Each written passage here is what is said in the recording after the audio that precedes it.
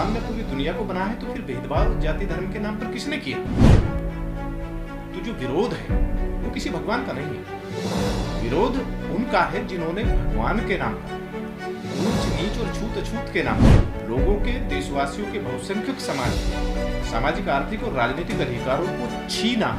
तो ऐसी रचनाएं जहाँ ढोल गवार शूद्र बसे नारी सकल ताड़न के अधिकार, ऐसी बातें किसी धर्म, किसी रचना में लिखी गई और उसे धर्म ग्रंथ कहना, ये अपने आप में एक अपराध है।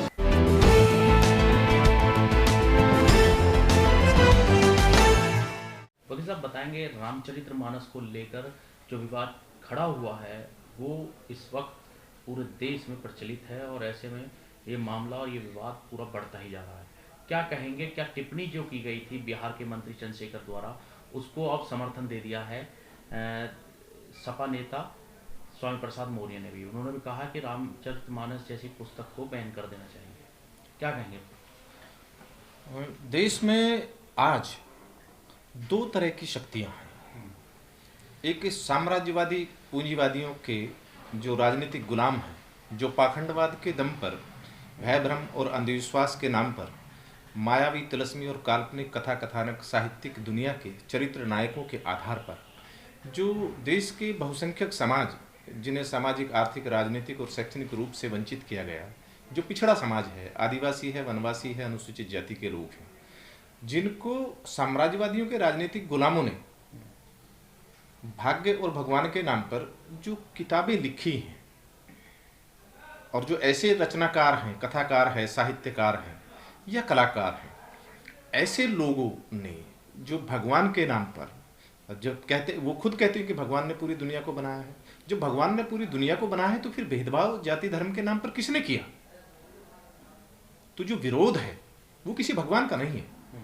विरोध उनका है जिन्होंने भगवान के नाम पर, ऊंच नीच और छूत अछूत के नाम पर लोगों के, देशवासियों के बहुसंख्यक समाज के सामाजिक, आर्थिक और राजनीतिक अधिकारों को छीना है और अपने कुलीन परिवारों के लिए सामाजिक, आर्थिक, राजनीतिक और शैक्षणिक विशेषाधिकार अर्जित करके देश के साधन और संसाधनों पर, प्राकृतिक संसाधनों पर कब्जा करने का प्रयास किया है। मानवीय संसाधनों को गुलाम बनाकर उनका शारीरिक, मानसिक शोषण का प्रयास किया है।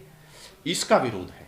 और जहां तुलसीदास दुबे जी हों या कोई और भी कोई रचनाकार है या लेखक है, ऐसे लोगों ने जहां कोई ऐसी रचना की है जो संविधान के विरुद्ध है, संविधान का हमारा जो आर्टिकल 13 है वो सीधा कहता है कि जो मूल अधिकारों से असंगत जो विधियां हैं या कोई किताबें हैं वो नल एंड वॉइड है, वो आपराधिक दस्तावेज है, वो असंवैधानिक है।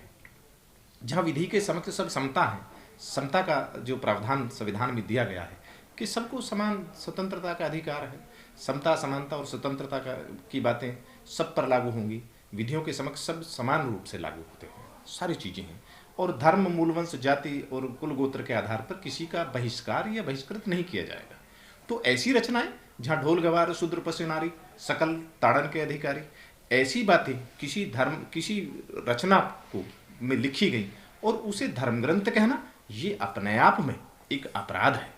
बीजेपी जो प्रवक्ता हैं सुधांशु त्रिवेदी, उन्होंने कहा है कि ऐसे शब्दों का पर्यायवाची शब्द होते हैं, लेकिन कुछ लोग जो हैं वो अपनी गलत मानसिकता, गलत धारणा के चलते ऐसे शब्दों को, मतलब ऐसे पर्यायवाची शब्दों को सामने ला देते हैं और इनका अर्थ कुछ और ही निकाल देते हैं। जहाँ चंद्रशेखर जी हैं या मौर्य जी हैं, संवैधानिक पद पर रहे हैं, मंत्री रहे हैं, और हमारा संविधान ये कहता है कि लोक नियोजन में अवसर की समानता होगी, और उस आर्टिकल 17 कहता है कि अस्पृश्यता का अंत होगा, वाक अभिव्यक्ति की स्वतंत्रता होगी, प्राण और देहिक स्वतंत्रता होगी। तो फिर देश में फिर जो धार्मिक स्थल हैं, उन धार्मिक स्थलों पर शूद्रों का प्रवेश वर्जित है, या मंदिर में प्रवेश करने पर गरीब परिवार के व्यक्तियों को या जाति विशेष के व्यक्तियों को उन्हें मारना, प्रताड़ित करना, उन्हें जला देना, मॉब लिंचिंग करना, ये कहाँ का वो है? इसका विरोध तो इन्होंने नहीं किया।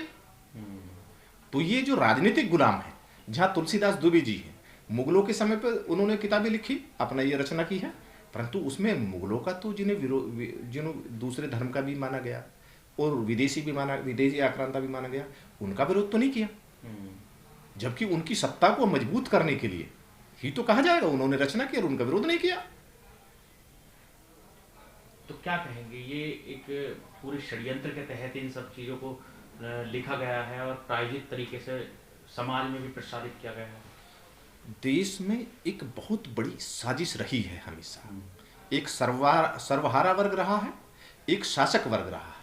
शासक वर्ग जो देश के साधनों संसाधनों को, दुनिया को साधनों को हड़पना चाहता है और मानवीय संसाधनों को गुलाम बनाने के लिए उनके खिलाफ कोई आवाज न उठाए, उन्हें ऐसे अपने राजनीतिक गुलामों के माध्यम से, चाटुकारों के माध्यम से वो कथा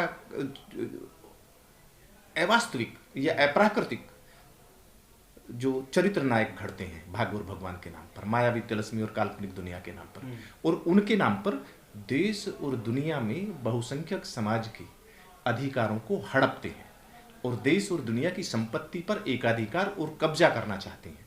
सिर्फ कुलीन परिवारों को ही अधिकार देना चाहते हैं। आज आप देख रहे हैं संविधान ने वो सारे अधिकार देशवासियों को दिए, देशवासियों ने तरक्की की, शिक्षा का अधिकार मिला।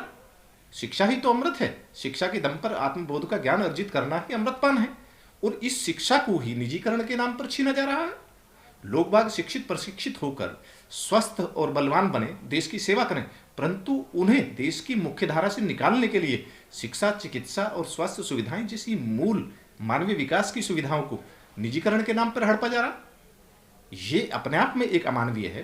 असंवैधानिक चरित्र के लोग हैं, और ये असंवैधानिक चरित्र के लोगों ने जब शिक्षा, चिकित्सा, स्वास्थ्य सुविधाएं, मानवाधिकार जो हड़पे गए हैं, उनका तो कभी विरोध नहीं किया। सिर्फ धर्म की राजनीति पर अधर्म करते हैं। मानव में भेद करके गैर बराबरी की बातें करना और विषमता की बातें करना, ये आपराधिक कृत्य है। मानवीय रूप से एक मानवीय सोच पर कलंकित विचारधारा के लोग हैं जो इस तरह की बात करते हैं। जिस तरह से नारी शब्द को भी इसमें इस्तेमाल किया गया है, एक जो आपने एक दोहा बताया था अभी तुलसीदास का, और उसमें कहा गया कि ढोल गवार शूद्र पशु नारी, हाँ, सकल ताड़न के तो इस पर महिला आयोग या महिला तमाम संगठन ऐसे, वो भी किसी ने आवाज नहीं उठाई।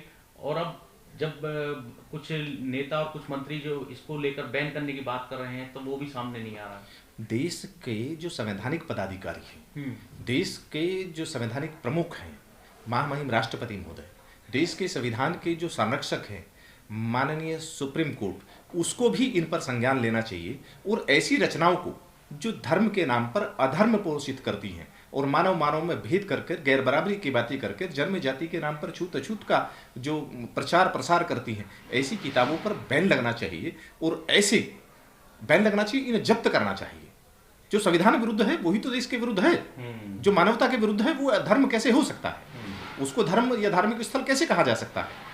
लेकिन कुछ लोग पोषक बन जाते हैं उनके, और धर्म के नाम पर उनके प्रोटेक्शन में खड़े हो जाते हैं। उनके लिए क्या कहेंगे आप?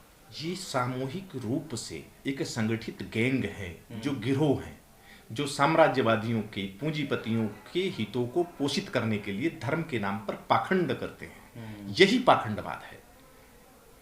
ऐसे पाखंडवादियों को, ऐसे उनका विरोध करना चाहिए और माननीय सुप्रीम कोर्ट को भी, संवैधानिक प्रमुख को भी, संवैधानिक पदाधिकारियों को भी इनके खिलाफ कानूनी कार्रवाई करनी चाहिए। जब संविधान की शपथ लिए तो संविधान का पालन भी तो सुनिश्चित होना चाहिए। तो वाकई में ये जो किताब की जैसे बैन करने की बात की जा रही है, तो वो क्या उस पर सरकार को सोचना चाहिए, बैन करना चाहिए?